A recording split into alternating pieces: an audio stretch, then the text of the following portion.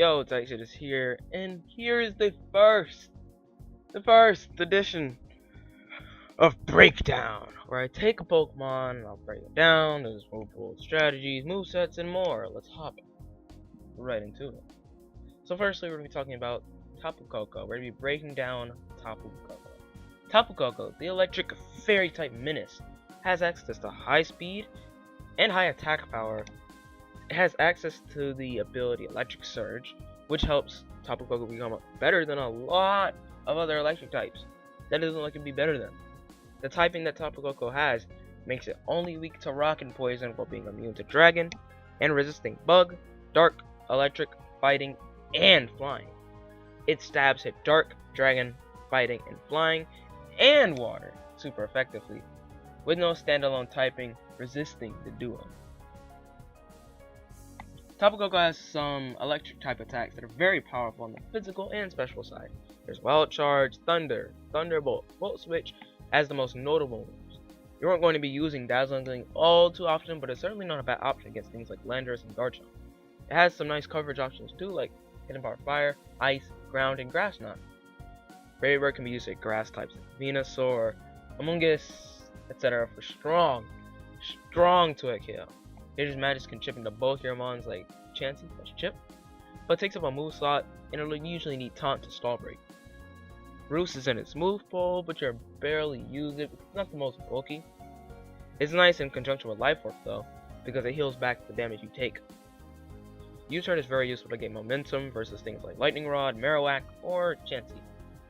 You can also use Mirror Move with a Flying MZ item to get +2 attack like a crazy man. It requires 2 turns to set up. And you've been taking a ton of recoil damage with Wild Charge anyways.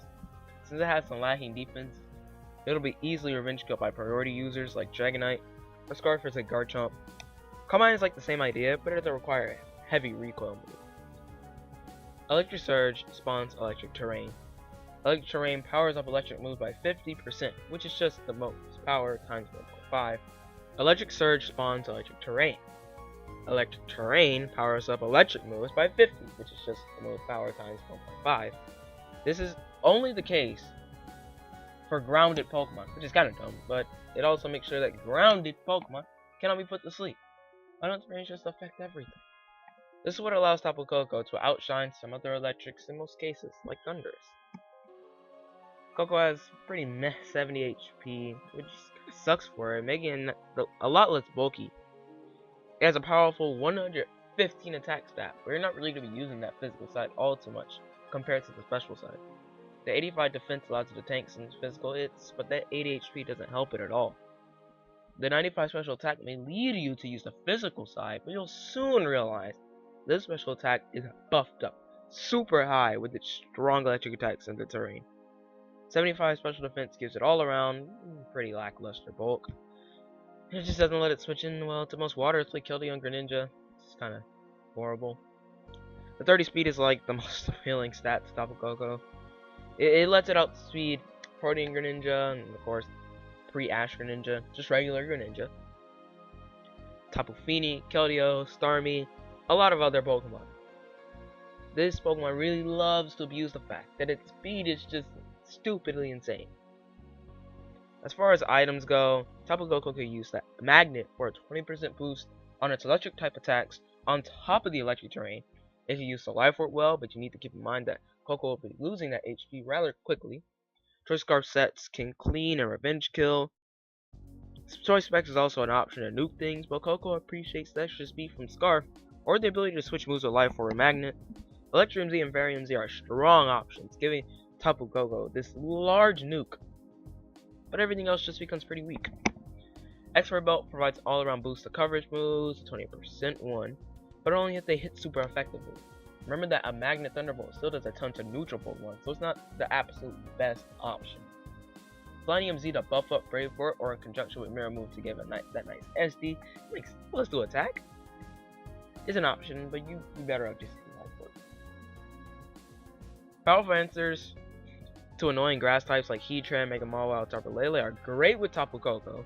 Really strong physical wall breakers like Koopa and Bound make great partners too, since they kill those special walls like Chansey that will annoy Koko.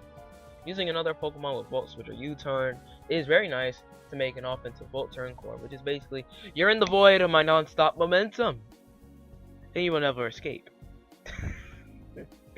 Learning to get up hazards to compensate for the fact that Tapu Koko can force switches is really nice, so Skarmory, Ferrothorn, or Landorstarian are welcome partners. As of February, Tapu Koko was amongst the top 15 most used Pokemon on the Showdown ladder, at around 1,825 views, being that number 15. At around 1,695, it was number 9. At the 1,500 mark, it was the number 6 most used, and at 0 elo, it was ranked number 5 in usage. This, on average, makes Tapu Koko the number 9 most used Pokemon in the OU ladder in February, which is an amazing feat. In the Smogon Tour 23, Tapu Koko was the 18th most used Pokemon overall. That is actually not that bad, like being in top 20 on the usage spectrum is fine too. According to PokeaimMD, shoutouts to Joy, this YouTube and Twitter will be down in the description, the certified strong jaw Pokemon Pro. Tapu Koko has a versatile move pool, and it's a super fun Pokemon to use, which I personally agree with. He believes that the pivot moveset is the best overall set for it, which can be argued for and against by others, but again, I agree with it. It's just almost always free momentum, and it's probably the most common set on the ladder right now. Smogon in the community ranked Tapu Koko amongst one of the best, being an A tier, with the pivot set being the top set. Read more about Tapu Koko on Smogon, on the link that's in your face, and or in the description if I'm lazy. Moving on to the movesets and strategy though, you have an offensive pivot set, as we already said. Tapu Koko with a magnet item, 252 special attack, 4 special defense, 252 speed, and a timid nature, Thunderbolt, U-Turn, Hidden Power Ice, Taunt, and Volt Switch. You're going to be gaining momentum almost every time.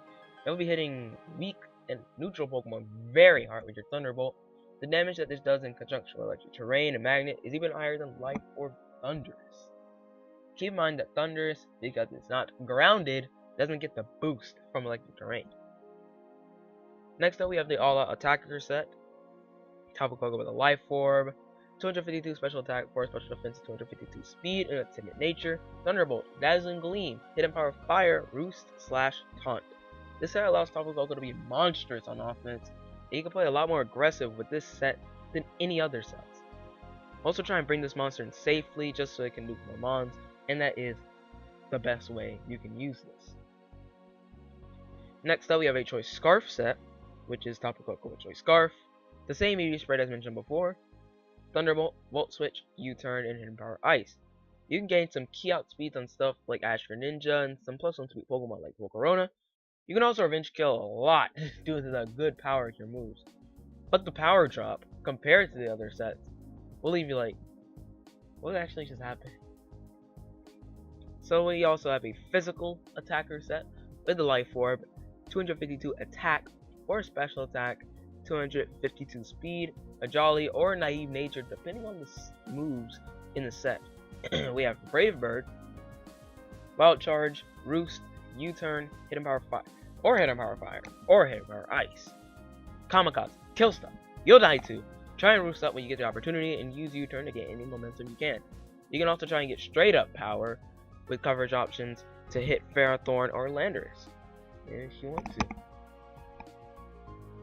And finally, for the movesets, we have Calm Mind Tapu Koko with a Life Orb, 252 special attack, 4 special defense, 252 speed, and a timid nature, Calm Mind, Thunderbolt, Hidden Power Fire or a Roost, Dazzling Gleam or Hidden Power Ice. Obviously, if you're going to use Hidden Power Fire, you're not going to be using Hidden Power Ice. So try and set up against things that you know will switch out against you. This applies again, you want spikes so you can punish those switch outs too. And you can really punish them easily with those powerful moves, especially with the boost. Hidden Power Fire hits Scizor, and most importantly, that annoying, stupid Ferrothorn. I hate it. Dazzling Gleam still to it kills Landorus, but Hidden Power Ice will straight up OHKO defensive sets with no boost. This threat can easily late game clean if you let it get out of hand. So, in conclusion, Tapu Koko is not the best Pokemon though you tier, but it's certainly a top 10, or at least top 15. It's just crazily powerful, gains momentum, pretty easily and much more. Let me know what you think down below in the comments for another Pokemon you want to see covered on the channel. And of course, I'll catch you guys in the next one. Peace!